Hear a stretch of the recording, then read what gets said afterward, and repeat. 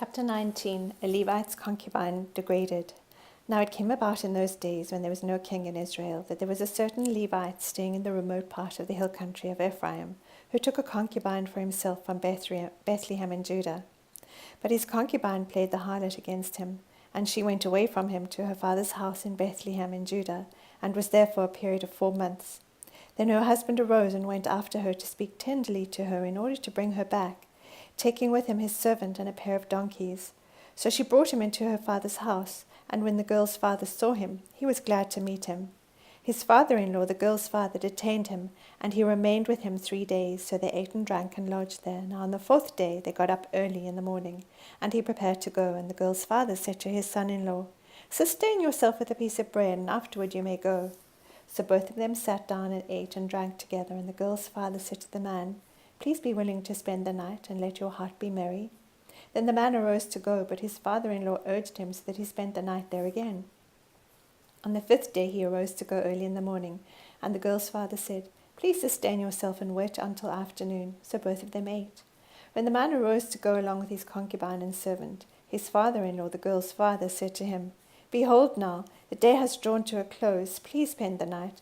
Lo, the day is coming to an end. Spend the night here, that your heart may be merry. Then tomorrow you may arise early for your journey, so that you may go home." But the man was not willing to spend the night. So he arose and departed, and came to a place opposite Gibeah, that is Jerusalem. And there were with him a pair of saddled donkeys. His concubine also was with him. When they were near Gibeah, the day was almost gone, and the servant said to his master, "Please come, and let us turn aside into the city of the Jebusites, and spend the night in it." However, his master said to him, "We will not turn aside into the city of foreigners who are not of the sons of Israel, but we will go on as far as Gibeah." He said to his servant, "Come and let us approach one of these places, and we will spend the night in Gibeah or Ramah." So they passed along and went their way, and the sun set on them near Gibeah, which belongs to Benjamin. They turned aside there in order to enter and lodge in Gibeah. When they entered, they sat down in the open square of the city, for no one took them into his house to spend the night. Then behold, an old man was coming out of the field from his work at evening. Now the man was from the hill country of Ephraim, and he was staying in Gibeah, but the men of the place were Benjamites. And he lifted up his eyes, and saw the traveller in the open square of the city, and the old man said, "Where are you going, and where do you come from?" He said to him, "We are passing from Bethlehem in Judah to the remote part of the hill country of Ephraim. For I am from there, and I went to Bethlehem in Judah, but I am now going to my house, and no man will take me into his house. Yet there is both straw and fodder for our donkeys, and also bread and wine for me, your maidservant, and the young man who is with your servants. There is no lack of anything." The old man said, "Peace to you. Only let me take care of all your needs. However, do not spend the night in the open square." So he took him into his house and gave the donkeys fodder, and they washed their feet and ate and drank. While they were celebrating, behold, the men of the city, certain worthless fellows, surrounded the house, pounding the door. And they spoke to the owner of the house, the old man, saying, "Bring out the man who came into your house, that we may have relations with him." Then the man, the owner of the house, went out to them and said to them, "No, my fellows, please do not act so wickedly. Since this man has come into my house, do not commit this act of folly. Here is my virgin daughter and his concubine. Please let me bring them out, that you may ravish them, and do to them whatever you wish, but do not commit such an act of folly against this man." But the men would not listen to him. So the man seized his concubine and brought her out to them, and they raped her and abused her all night until morning. Then let her go at the approach of dawn. As the day began to dawn, the women came and fell down at the doorway of the man's house where her master was until full daylight. When her master arose in the morning and opened the doors of the house and went out to go on his way, then behold, his concubine was lying at the doorway of the house with her hands on the threshold. He said to her, "Get up and let us go." But there was no answer. Then he placed her on the donkey, and the man arose and went to his home. When he entered his house, he took a knife and laid hold of his concubine and cut her in 12 pieces, limb by limb, and sent her throughout the territory of Israel. All who saw it said, "Nothing like this has ever happened or been seen from the day when the sons of Israel came up from the land of Egypt to this day. Consider it, take counsel, and speak up." Chapter 20. Resolved to punish the guilty. Then all the sons of Israel from Dan to Beersheba, including the land of Gilead, came out, and the congregation assembled as one man to the Lord at Mizpah. The chiefs of all the people, even of all the tribes of Israel, took their stand in the assembly of the people of God, 400,000 foot soldiers who drew the sword. Now the sons of Benjamin heard that the sons of Israel had gone up to Mizpah, and the sons of Israel said, "Tell us, how did this wickedness take place?" So the Levite, the husband of the woman who was murdered, answered and said, "I came with my concubine to spend the night at Gibeah, which belongs to Benjamin. But the men of Gibeah rose up against me and surrounded the house at night because of me. They intended to kill me. Instead, they ravished my concubine so that she died. And I took hold of my concubine and cut her in pieces and sent her throughout the land of Israel's inheritance, for they have committed a lewd and disgraceful act in Israel. Behold, all you sons of Israel, give your advice and counsel here." Then all the people arose as one man, saying, "Not one of us will go to his tent, nor will any of us return to his house. But now this is the thing which we will do to Gibeah. We will go up against it by lot. And we will take 10 men out of 100 throughout the tribes of Israel, and 100 out of 1,000, and 1,000 out of 10,000 to supply food for the people, that when they come to Gibeah of Benjamin they may punish them for all the disgraceful acts that they have committed in Israel." Thus all the men of Israel were gathered against the city, united as one man. Then the tribes of Israel sent men throughout the entire city of Benjamin, saying, "What is this wickedness that has taken place among you? Now then, deliver up the men, the worthless fellows in Gibeah, that we may put them to death and remove this wickedness from Israel." But the sons of Benjamin would not listen to the voice of their brothers, the sons of Israel. The sons of Benjamin gathered from the cities to Gibeah to go out to battle against the sons of Israel. From the cities on that day the sons of Benjamin were numbered 26,000 men who drew the sword, besides the inhabitants of Gibeah, who were numbered 700 choice men. Out of all these people 700 choice men were left-handed. Each one could sling a stone at a hair and not miss. Then the men of Israel, besides Benjamin, were numbered 400,000 men who draw the sword. All these were men of war. Now the sons of Israel arose, went up to Bethel, and inquired of God, and said, "Who shall go up first for us to battle against the sons of Benjamin?" Then the Lord said, "Judah shall go up first." So the sons of Israel arose in the morning and camped against Gibeah.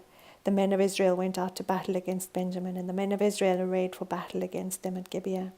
Then the sons of Benjamin came out of Gibeah and fell to the ground on that day 22,000 men of Israel. But the people, the men of Israel, encouraged themselves and arrayed for battle again in the place where they had arrayed themselves the first day. The sons of Israel went up and wept before the Lord until evening, and inquired of the Lord, saying, "Shall we again draw near for battle against the sons of my brother Benjamin?" And the Lord said, "Go up against him." Then the sons of Israel came against the sons of Benjamin the second day. Benjamin went out against them from Gibeah the second day, and fell to the ground again 18,000 men of the sons of Israel. All these drew the sword. Then all the sons of Israel and all the people went up and came to Bethel and wept. Thus they remained there before the Lord and fasted that day until evening. And they offered burnt offerings and peace offerings before the Lord. The sons of Israel inquired of the Lord, for the ark of the covenant of God was there in those days. And Phinehas the son of Eleazar, Aaron's son, stood before it to minister in those days, saying, "Shall I yet again go out to battle against the sons of my brother Benjamin, or shall I cease?" And the Lord said, "Go up, for tomorrow I will deliver them into your hand." So Israel set men in ambush around Gibeah. The sons of Israel went up against the sons of Benjamin on the third day, and arrayed themselves against Gibeah as at other times. The sons of Benjamin went out against the people, and were drawn away from the city, and they began to strike and kill some of the people as at the other times on the highways, one of which goes up to Bethel and the other to Gibeah, and in the field about 30 men of Israel. The sons of Benjamin said, "They are struck down before us as at the first." But the sons of Israel said, "Let us flee, that we may draw them away from the city to the highways." Then all the men of Israel arose from their place and arrayed themselves at Baal-Tamar. And the men of Israel in ambush broke out of their place, even out of Mareh-Gibeah. When 10,000 choice men from all Israel came against Gibeah, the battle became fierce. But Benjamin did not know that disaster was close to them, and the Lord struck Benjamin before Israel, so that the sons of Israel destroyed 25,100 men of Benjamin that day, all who draw the sword. So the sons of Benjamin saw that they were defeated when the men of Israel gave ground to Benjamin, because they relied on the men in ambush whom they had sent out against Gibeah. The men in ambush hurried and rushed against Gibeah. The men in ambush also deployed and struck all the city with the edge of the sword. Now the appointed sign between the men of Israel and the men in ambush was that they would make a great cloud of smoke rise from the city. Then the men of Israel turned in the battle, and Benjamin began to strike and kill about 30 men of Israel, for they said, "Surely they are defeated before us, as in the first battle." But when the cloud began to rise from the city in a column of smoke, Benjamin looked behind them, and behold, the whole city was going up in smoke to heaven. Then the men of Israel turned, and the men of Benjamin were terrified, for they saw that disaster was close to them. Therefore they turned their backs before the men of Israel toward the direction of the wilderness. But the battle overtook them, while those who came out of the cities destroyed them in the midst of them. They surrounded Benjamin, pursued them without rest, and trod them down opposite Gibeah toward the east. Thus 18,000 men of Benjamin fell. All these were valiant warriors. The rest turned and fled toward the wilderness to the rock of Rimmon. But they caught 5,000 of them on the highways and overtook them at Gibeah and killed 2,000 of them. So all of Benjamin who fell that day were 25,000 men who drew the sword. All these were valiant warriors. But 600 men turned and fled toward the wilderness to the rock of Rimmon, and they remained at the rock of Rimmon 4 months. The men of Israel then turned back against the sons of Benjamin, and struck them with the edge of the sword, both the entire city with the cattle and all that they found. They also set on fire all the cities which they found. Chapter 21. Mourning Lost Tribe. Now the men of Israel had sworn in Mishpah, saying, None of us shall give his daughter to Benjamin in marriage.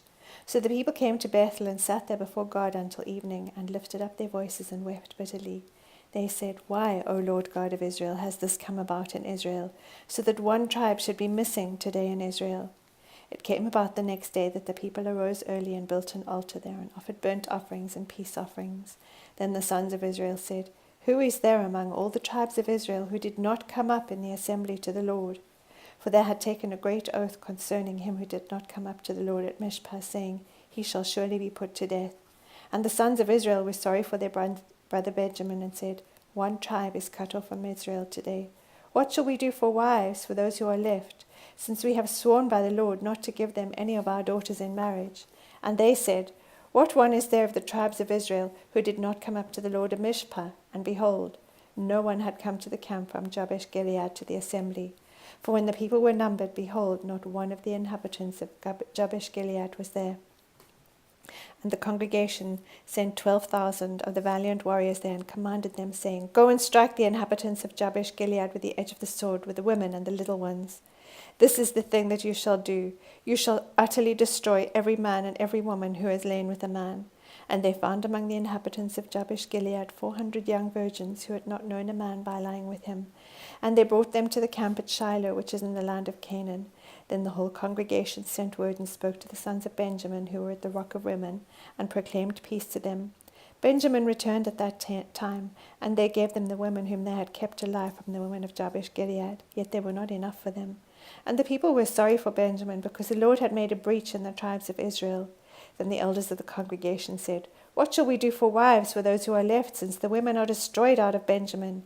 They said, There must be an inheritance for the survivors of Benjamin, so that a tribe will not be blotted out from Israel. But we cannot give them wives of our daughters, for the sons of Israel had sworn, saying, Cursed is he who gives a wife to Benjamin. So they said, Behold, there is a feast of the Lord from year to year in Shiloh, which is on the north side of Bethel, on the east side of the highway that goes up from Bethel to Shechem, and on the south side of Lebanon.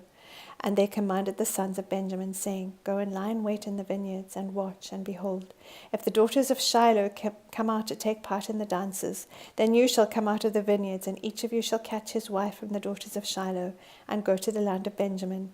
It shall come about, when their fathers or their brothers come to complain to us, that we shall say to them, Give them to us voluntarily, because we did not take for each man of Benjamin a wife in battle, nor did you give them to them, else you would now be guilty.